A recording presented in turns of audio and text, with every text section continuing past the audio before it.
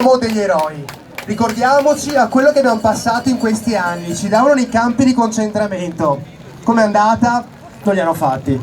Ci davano dispersi, ci hanno dato di tutto e da oggi invece possiamo tornare a pranzare, a cenare o stare insieme a chi ha deciso di vaccinarsi. Noi siamo degli eroi, ragazzi, perché quello che abbiamo passato in questi 2 anni non l'ha passato nessuno mai nella storia. È stato il più grande lavaggio del cervello a cui abbiamo mai assistito.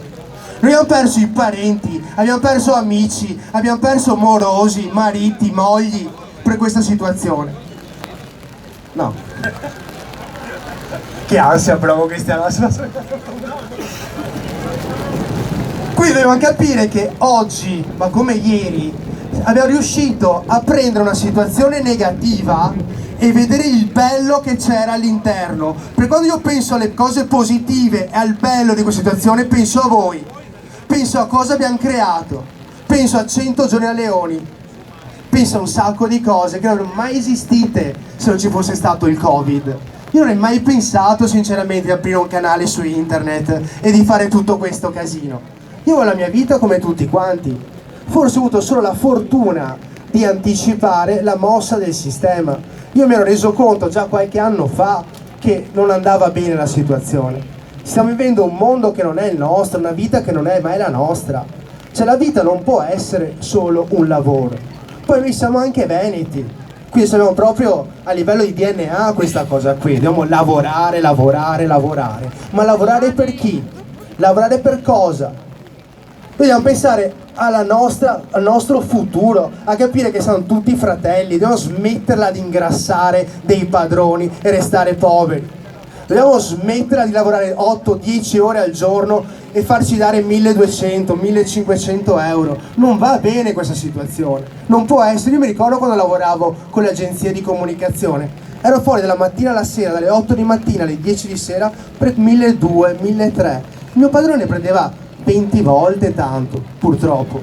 Non è paritaria questa situazione, dobbiamo smetterla di farci, di piegarci e di dire sempre sì. Il fatto che noi abbiamo detto di no a quella cosa lì ha un valore essenziale.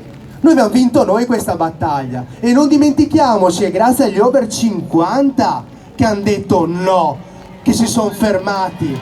Perché purtroppo se io penso ai ragazzi giovani, a tanti altri, si sono assolutamente lasciati abbindolare dal sistema, ma gli over 50, che sono la parte di popolazione più grande in Italia, hanno dato una dimostrazione che non ci pieghiamo, che non si piegano. È lì che si è fermato tutto, purtroppo. A volte a me sembra strano pensare che 50 anni fa c'era 68, no? Come mai? C'è qualcosa che ci rimanda al passato? Io a volte purtroppo resto negativo solo pensando ai giovani, perché erano tenuti per ultimi posti, no? I ragazzini, i bambini soprattutto, ma erano i primi che volevano, erano loro l'obiettivo massimo.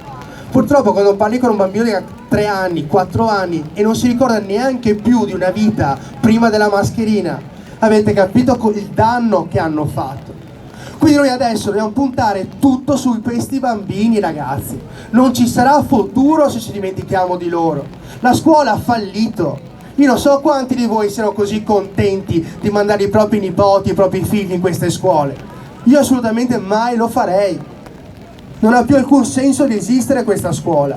Abbiamo tutto un mondo da creare ora. Abbiamo come un prato. Abbiamo staccato gli alberi che il sistema ha piantato in questo giardino e adesso mettiamo i nostri.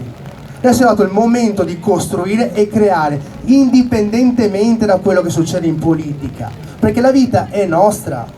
Va bene delegare, ma non abbiamo delegato che basta finalmente, sinceramente. La vita è nostra, ragazzi.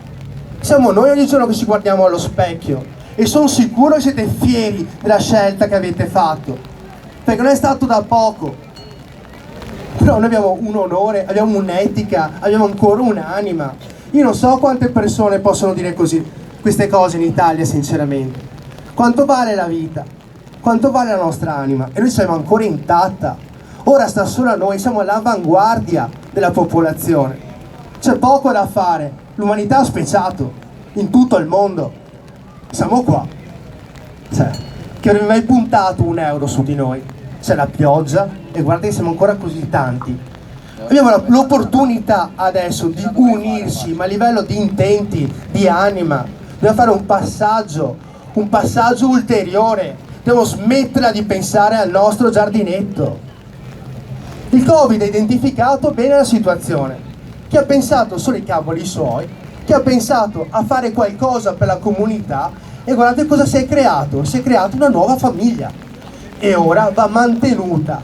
Dobbiamo fare un passettino indietro tutti quanti, ma aiutando il tuo vicino, l'altro, e facendo capire soprattutto a chi non ha scelto la nostra strada che forse non avevano ragione.